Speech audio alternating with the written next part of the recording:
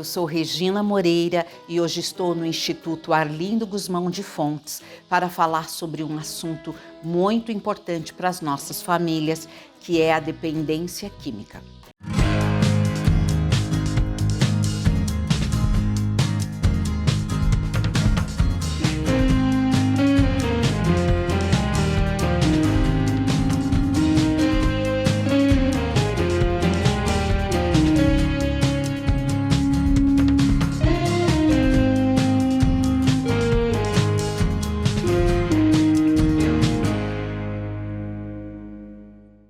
Você já teve de conviver com algum familiar dependente químico, alcoolista, adicto? É difícil, não é?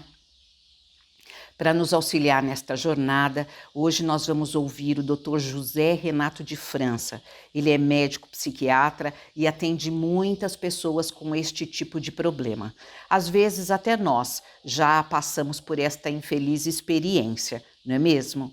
Dr. José Renato, fala para nós, por que é que as famílias brasileiras estão tendo de conviver tão proximamente com essa terrível doença que é a dependência química?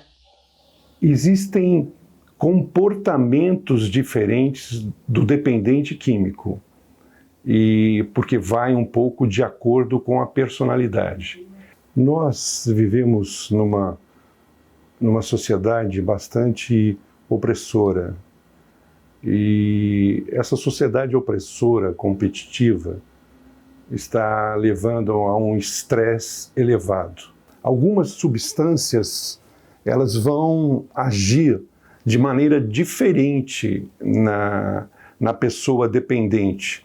E isso, então, também vai provocar diferenças de comportamento.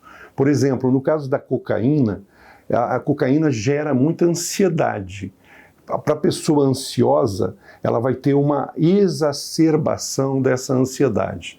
Então, muitas vezes, ela sente euforia, mas ela mesma não se dá conta de que essa euforia também está sendo um excesso de ansiedade que é bastante prejudicial a ela. Ela sente uma certa... Ela fala mais, ela fica mais falante, ela sente assim um aumento da atividade mental dela, mas muitas vezes ela traz consigo também alterações no batimento cardíaco dela, aumento da aceleração, que são sintomas de aumento de ansiedade. E a ansiedade é um transtorno psiquiátrico. Então, por exemplo, a cocaína pode exacerbar ou desencadear um transtorno de ansiedade. A maconha, muitas vezes, é o oposto. São pessoas, às vezes, que têm transtorno de ansiedade já, e elas vão buscar esse tipo de substância para obterem um certo relaxamento, um certo conforto, como que elas estão buscando um certo sossego para sua mente. Se as drogas não tivessem um elemento positivo, elas não seriam tão buscadas. O problema das drogas é a dependência justamente que elas provocam e os efeitos deletérios que elas vão provocar com a tolerância que as pessoas vão desenvolvendo no seu uso, porque você vai precisar cada vez mais de doses maiores para satisfazer e obter o resultado que você tinha nas primeiras doses. Então você vai tendo necessidade de mais drogas para ter o efeito inicial. Até a pessoa que começa a fumar maconha, ela começa a fumar e ela começa a ter um prazer bastante significativo com a maconha. Depois ela vai fumando, ela vai desenvolvendo a tolerância, tudo, passam-se os anos, é comum ela falar, nossa, aquela maconha que eu fumava em tal lugar, em tal ano, é que era boa, porque ela fumava pouquinho e tinha um efeito grande. Então, agora não, ela vai precisar fumar muito mais para ter aquele efeito que ela tinha quando ela começou o vício dela, porque ela já desenvolveu tolerância. Muitas vezes não é porque a maconha que ela está fumando hoje é de menos qualidade que aquela outra, é que muitas vezes ela já desenvolveu uma tolerância muito grande. Agora, o álcool, que socialmente você tem uma aceitação muito grande, é bastante deletério do ponto de vista da degradação do indivíduo. Então, nós temos aí uma droga que vai prejudicar bastante o processo cognitivo, as funções da pessoa, e isso vai trazer prejuízos enormes, né, a nível de até produção, e vai influir muito até no PIB, porque nós temos uma permissividade social para a bebida. E como nós estamos vivendo numa sociedade competitiva e bastante opressora, em que é exigido muito mais da capacidade que aquela pessoa está preparada para dar, as pessoas vão buscar uma certa anestesia ou um certo relaxamento no álcool, na bebida ou nas próprias drogas, para tirarem um pouco do excesso, da exigência dessa carga que lhes é imposta de uma maneira inadequada, mas é assim que as pessoas têm feito. Droga, quando a gente fala drogas, nós estamos falando dessas drogas mais deletérias. Os medicamentos também, eles são chamados para nós médicos de drogas. Toda substância química, para nós, são drogas, né? Então, mas ela tem essa conotação mais pejorativa no sentido dessas substâncias que provocam dependência química.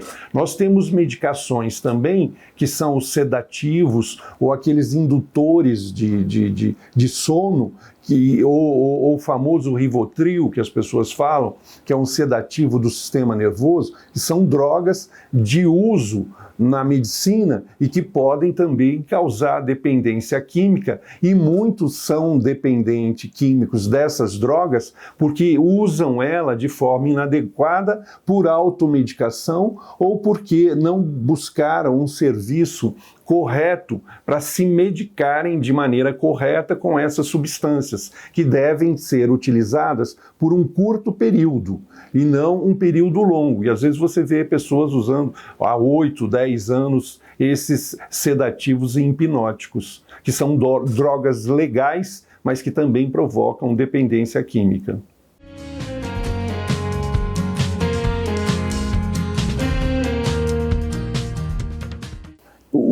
O dependente químico, ele é um doente e precisa de tratamento, de apoio e de ajuda. E a família vai adoecer junto com esse dependente químico, porque vai haver uma mudança muito grande no comportamento dessa pessoa. Vai haver mudanças comportamentais e muitas vezes mudança física que vão começar a ficar facilmente perceptíveis para a família. Que no começo ela começa a observar, ela deixa um pouco, achando que essa situação possa se resolver sozinha, mas depois, quando a situação começa a se agravar, quando ela começa a perceber que essa pessoa está realmente mudando de comportamento daquilo que ela vinha apresentando anteriormente, aí realmente a família começa a despertar e a pessoa dependente química, todas elas começam a se tornar uma pessoa extremamente manipuladora. Para obter ou fazer uso da droga, ela sabe que a droga é algo que é reprimido socialmente, porque é interessante. A sociedade libera o álcool, mas condena o excesso. Então, quando a pessoa ela vai fazendo uso, mas depois, quando ela começa a se exceder, aquilo que era permitido passa a ser proibido para ela. E ela consegue perceber quando ela ultrapassou essa fronteira. Mas quando ela ultrapassou essa fronteira, ela já não consegue mais parar sozinha. E aí realmente ela já está doente e precisando de ajuda e tratamento. Só que aí ela acha que, se você perguntar para uma pessoa dependente química se ela está, por exemplo, no caso do alcoólatra, né? Se você falar para ele quanto você bebe, ele nunca acha que ele está bebendo muito. né? E nós temos um limite, né, do que é normal e do que já é um excesso.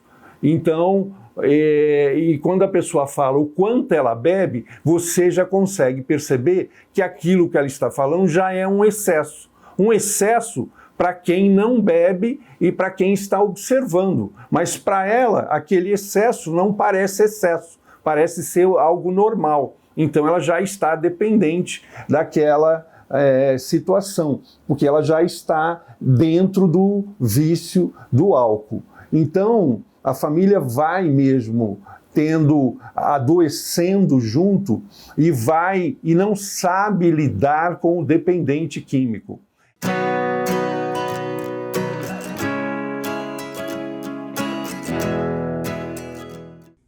Eu espero que você tenha gostado das dicas e não esqueça do seu auxílio saúde. Informe-se mais sobre ele no nosso site, que vai aparecer aqui do ladinho, ou procure no seu sindicato.